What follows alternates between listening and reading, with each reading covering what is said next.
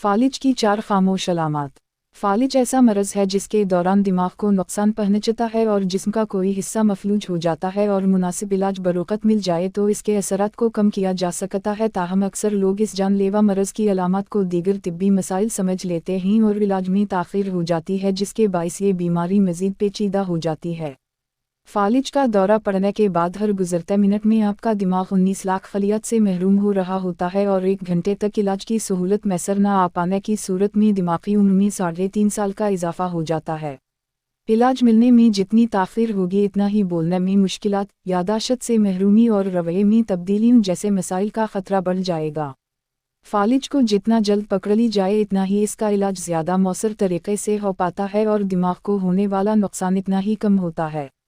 फालिज की 2 अक़साम है। एक में खून की रगें ब्लॉक हो जाने के नतीजे में दिमाग को खून की फराहमी में कमी होती है। दूसरी किस्म ऐसी होती है जिसमें किसी खून की शरीन से दिमाग में खून खारिज होने लगता है।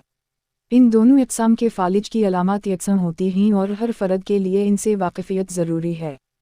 तिब्बी माहिरीन का कहना है कि फालिज की ये इंतबाही निशानियाँ असल दौरा पड़ने से 1 हफ़्ता कबल ही सामने आने लगती हैं।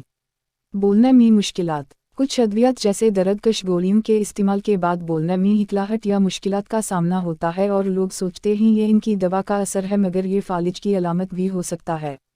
तिब्बी माहिरीन के मुताबिक अगर इससे पहले यही दवा इस्तेमाल करने पर आपको किसी किस्म के साइड इफ़ेक्ट का सामना न हुआ तो फिर ये फालिज की एक अलामत हो सकता है और आपको फौरी तौर पर तिब्बी इमदाद के लिए राबिता करना चाहिए। सर चकराने की चंद वजूहात ये भी हो सकती हैं। सोचने में मुश्किल पेश आना।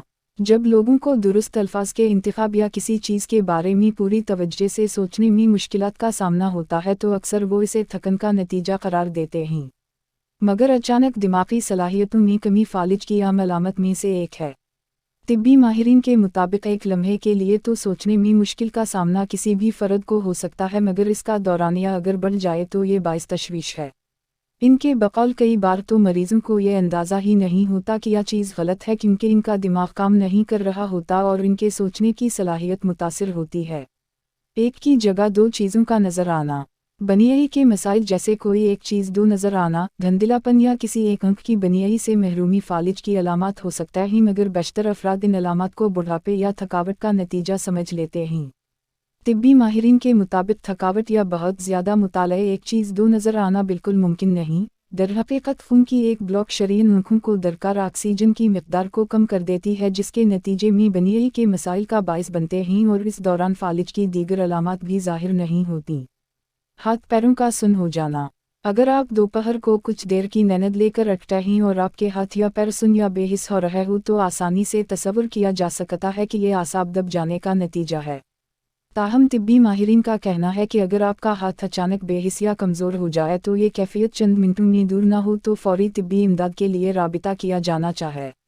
इनके बकौल शरियानों में रीढ़ की हड्डी से दिमाग तक खून की रवानी में कमी के नतीजे में जिस्म का एक हिस्सा या कमज़ोर हो जाता है।